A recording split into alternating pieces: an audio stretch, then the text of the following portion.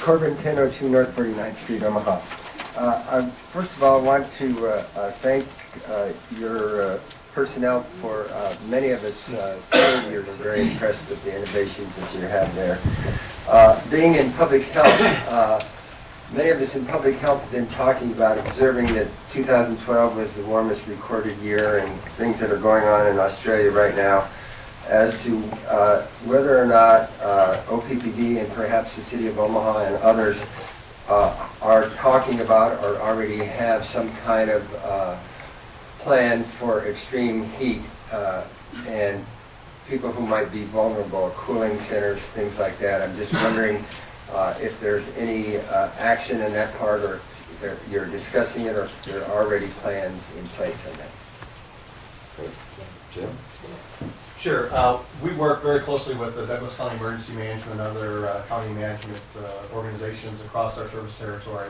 And there has been discussions, not specifically about heat, but any kind of natural disaster or regional disaster that may occur, including most recently the snowstorm that had 41,000 people out of power.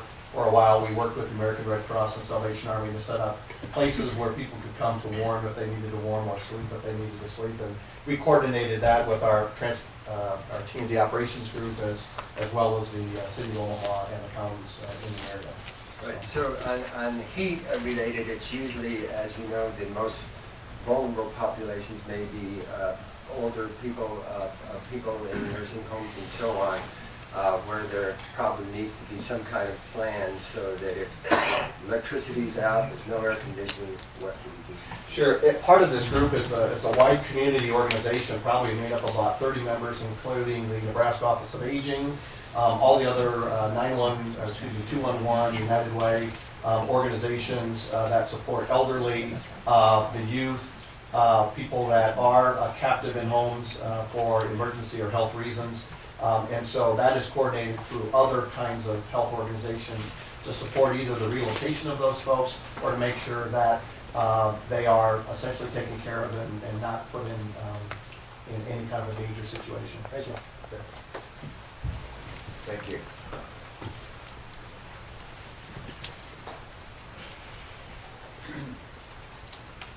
Good morning. I'm Lynn Moorer, an attorney who represents ratepayers within OPPD's service area. I appreciate this opportunity to provide you a few brief comments. I'm going to brief you quickly regarding recent violations and major issues at Fort Calhoun Station. The reason is that each one suggests the need for OPPD to expend additional funds to remedy their problems, in some cases very significant amounts of money. I have a handout. If you'd be so kind as to pass those out, I'd appreciate it. This includes relevant excerpts from the two most recent NRC integrated inspection reports with key selections bracketed. The severity of the violations might have been higher if Fort Calhoun had been running, but my focus today is on the monetary cost implications. There are several key, potentially very expensive problems, but I'll cite just three today.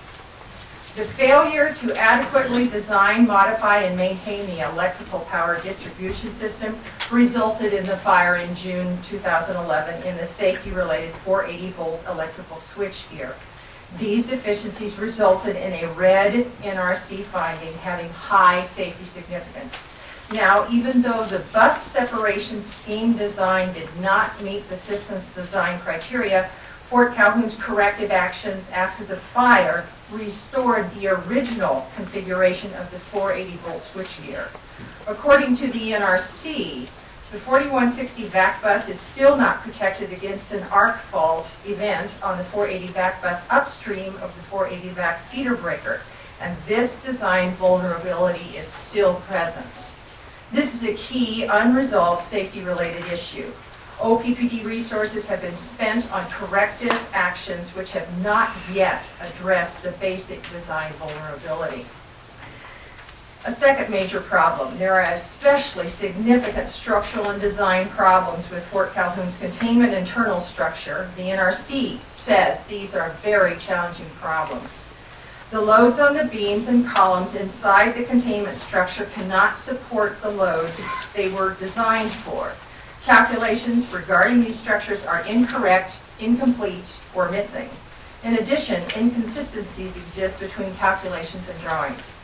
OPPD has at least 4 different engineering firms on board trying to assess this issue. This includes a $2 million contract with Sargent and Lundy. The district has argued that even though the containment internal structures do not conform with their licensing basis, they're operable for outage conditions. However, the NRC recently cited OPPD a violation for failure to conduct an adequate operability determination. So OPPD's argument does not appear to be working.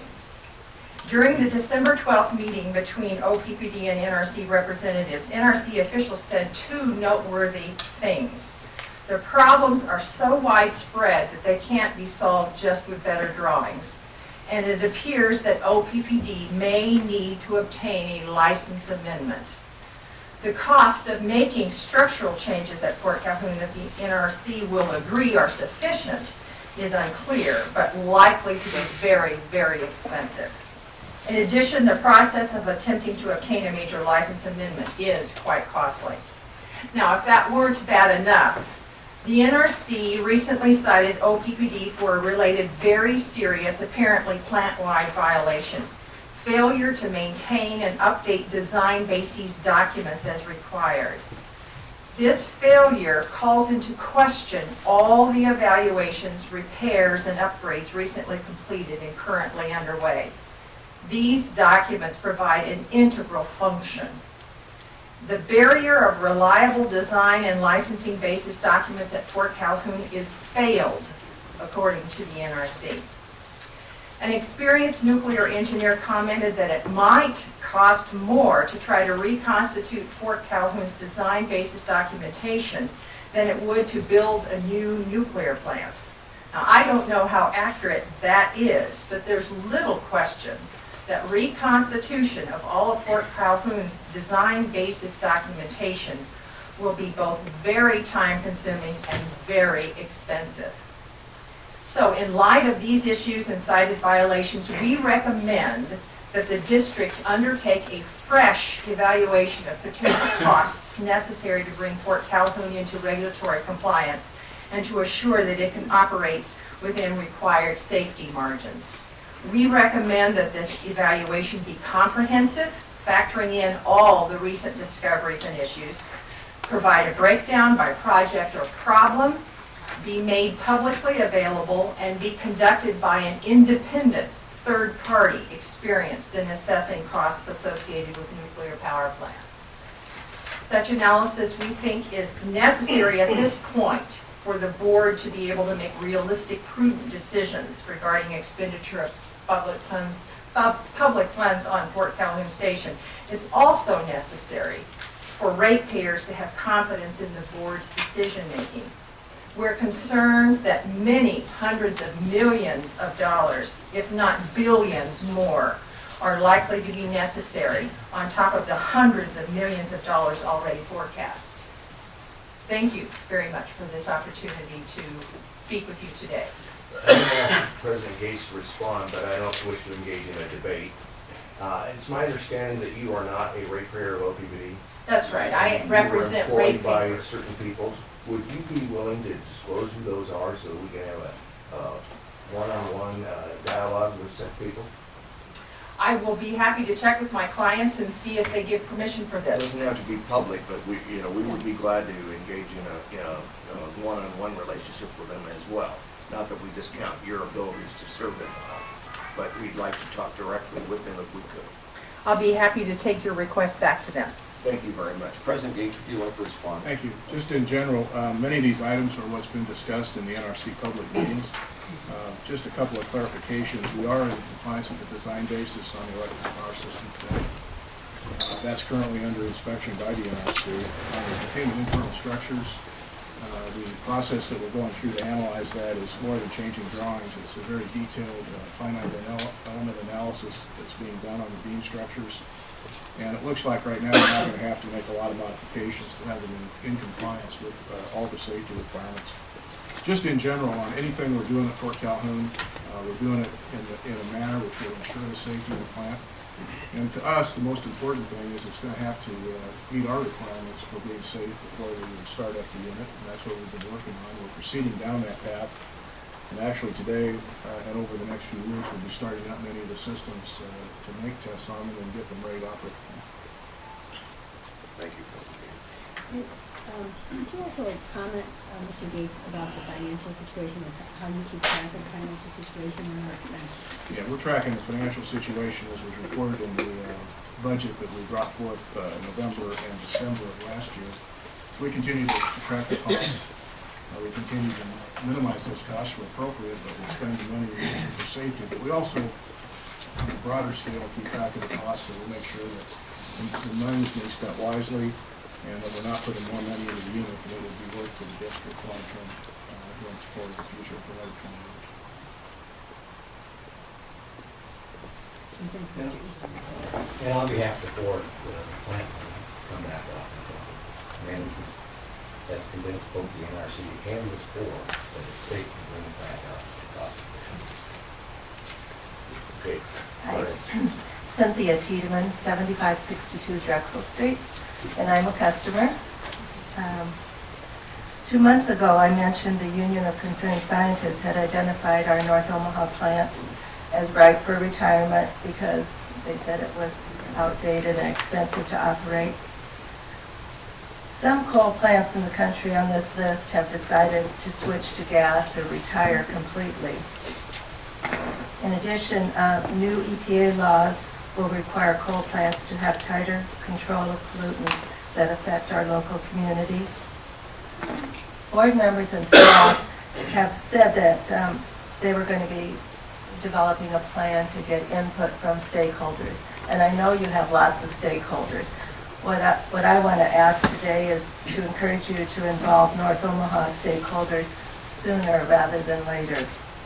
And to involve stakeholders not only to give them information, but also to receive their input. Stakeholders offer important insight, having the potential to illuminate issues and needs, eliciting ongoing feedback, and keeping lines of communication open would be valuable. So that's all, to just encourage you to develop this plan. Thank you. Thank you very much. I know that process is underway and will be happening in the very near future going forward, especially regarding anybody else want to comment on that? No, we've got enhanced stakeholder process as far as strategy. And the overall evaluation of North Omaha is underway. Okay, Laverne, be sure to tell us your name. Laverne Drain, 4728 Cass. The NRC has issued yet another report of Fort Calhoun's ongoing safety failures. This December 31st report outlines a number of critical violations of the plant. Like Lynn Moore suggested, the full reconstruction design documents, which were started in 1980, which was ordered by the NRC, is still incomplete today. So 1989, the NRC ordered OPPD to create design documents, and they have not completed those. She took a lot of that from me, so unless it gets changed. Among the other violations, they failed to keep a usable weighted tape measure. While a tape measure sounds trivial, it is what they use to determine the flood and river levels, to determine what to report to the NRC, and when critical reactor systems may be at flood risk. Their tape measure wasn't long enough to record expected low flood levels at the plant. So we have more drought years than we do have flood years, and their tape measure could not reach to the water. So they wouldn't actually know when to turn on the pumps to keep the cooling process going. There was also a very preventable radiation exposure incident. Workers were overly exposed using a filtration system at the plant. Poor communication of the work plan caused the workers to do work outside of the exposure levels they were approved for. Apparently, the culture of management at Fort Calhoun is still lacking. So when the management reports to you, safety, safety, safety, it just doesn't show up. There was also a major flood protection planning issue.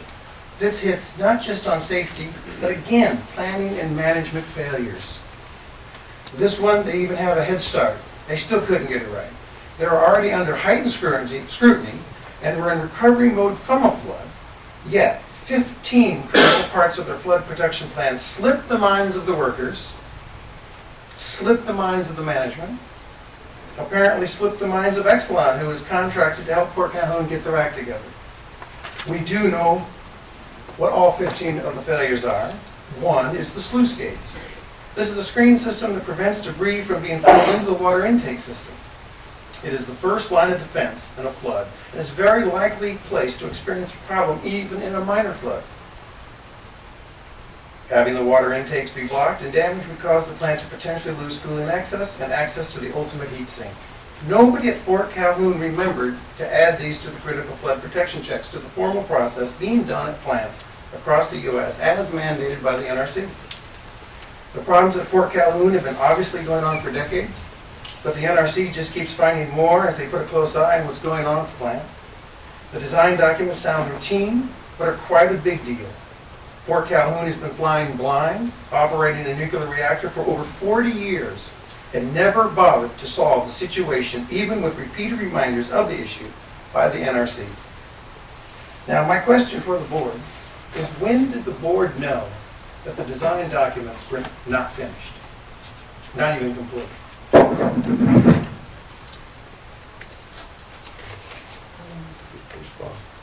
But I'd like the board, because the board, it's important that in '89, if this board was informed of this information, then in 2001, you Here recommended. came down to Louisville and personally briefed me about that. That's you and I. This board can only act as a board. If you want to have a question of an individual board member at any other time, you're free to do so. Not really. We aren't gonna take a vote. Well, no, it's not that. I'm just trying to find out. In It's 2001, not you on the decided a agenda. 20-year It can't be upgrade. legally performed anyway. Okay, but you decide a 20-year upgrade. And if you knew you did not have the design basis documents complete, I would like to know why this board voted to extend its lease for 20 more years. Because the NRC said we could. So, Approved it. so the devil says you can do it, you We'll do talk it. about this now. Well, the NRC is the god of all nuclear things, but we'll not start that plant until the NRC says it's safe and management gets the board, majority of the board to approve it. And I'd also, Be sure of that. I'd also like to submit the geotesting report. I Thank think you very you guys much. want to go over that. That shows sinkholes in the plant, shows lots of problems. That scares the heck out of me. That's the scariest report I've ever read. But anyway, thank you for listening. Sure. Yes, you bet. Yeah, I'm sorry, I'm new, obviously. I don't know who you are or your credentials or background. Could you help me? Well, my name is Laverne Drain. I'm a citizen activist. I've been coming to board meetings, probably the first one was '89. I have been trying to get OPPD to become a renewable energy, lightweight renewables, energy efficient, smart grid company. And the And that's been information, my goal the whole time, and it's kind of my hobby to come in here and try to participate in public meetings. and the information, I'm sure we'll all get a copy. The information you provided is assembled by you or an organization, or how do you? I go to all the NRC meetings. I Uh-huh. participate on all the foreign meetings, the phone meetings that he talked about. I participate in every single one that has been going on. So I have this information. We have it on our phones. We have groups of people who participate and exchange. Okay, Lynn is a wonderful lawyer, so she has that aspect. And I am just basically a citizen activist. I okay. really have no credentials except this is a democracy, and this is where I inform the people who are in power. I'm just curious about, That's my credential. thank you very much. Thank you. And congratulations on both of you for winning your offices. Have a good day. Thank you.